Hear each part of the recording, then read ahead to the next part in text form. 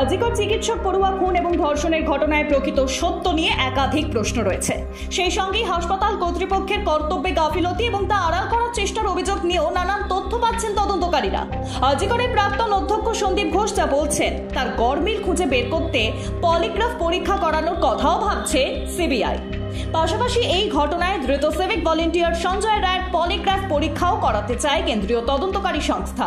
কোনো সন্দেহজনক ব্যক্তিকে জিজ্ঞাসাবাদের সময় কতগুলি বিষয় নিশ্চিত হতেই পলিগ্রাফ টেস্ট করা হয়। তদন্তকারীরা মূলত জানতে চায় ওই ব্যক্তি তদন্তকারীদের সঙ্গে সহযোগিতা করছেন নাকি তিনি মিথ্যে কথা বলছেন, কোনো বিষয় কি লুকিয়ে যাচ্ছেন তিনি। যখন তদন্তকারীদের তিনি কোনো রকমের তথ্য দিচ্ছেন তখন তার শরীরে কোনো টেনশন হচ্ছে কিনা, অভিযুক্তের নিঃশ্বাস প্রশ্বাসের মধ্যে কত সেকেন্ডের ব্যবধান থাকছে, তার শরীরের রক্তচাপ ঊর্ধ্বমুখী নাকি নিম্নমুখী, তার শরীর থেকে সেই সময় কত পরিমাণ ঘাম বের হচ্ছে। পলিগ্রাফ টেস্টের সময় শরীরের এই সব পুঙ্খানুপুঙ্খ তথ্য হাতে আসে তদন্তকারীদের। তদন্তে পাওয়া তথ্য অনুযায়ী হাসপাতাল কর্তৃপক্ষের কর্তব্যে গাফিলতি এবং তা আড়াল করার চেষ্টা নিয়েও উঠছে প্রশ্ন। সেমিনার রুমের কাছে যে অংশ ভাঙা হয়েছে তা আচমকাই কেন মেরামতির জন্য তুলে নেওয়া হলো, সেই বিষয়ে সন্দীপের উত্তর সন্তোষজনক একেবারেই নয়। তদন্তকারীদের দাবি এই ধরনের প্রশ্নের মুখোমুখি হলে সন্দীপ একবার এক এক রকমের উত্তর দিচ্ছেন, যা আরো বেশি সন্দেহজনক করে তুলেছে গোটা ঘটনাটি।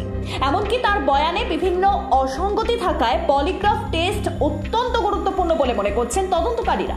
এই পলিগ্রাফ টেস্টের মাধ্যমেই রহস্য উন্মোচন হতে পারে বলে মনে করছেন তারা। সিবিআই এর তদন্তে আরো উঠে আসছে খুন ও ধর্ষণের আগের রাতে নির্যাতিতাকে সংজ্ঞাহীন করার চেষ্টা করা হয়েছিল, কিন্তু ময়নাতদন্তে বিষক্রিয়া বা ওষুধের প্রভাব একেবারেই পাওয়া যায়নি। এই বিষয়েও তদন্তকারীদের মধ্যে রয়েছে সংশয়।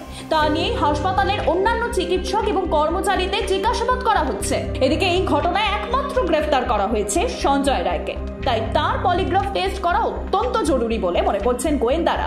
সে কোনো তথ্য লুকোচ্ছে কিনা তা এই মুহূর্তে জানা খুবই দরকার।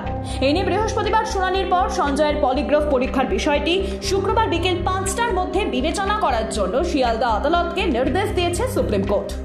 Bureau report, Ritam Bangla.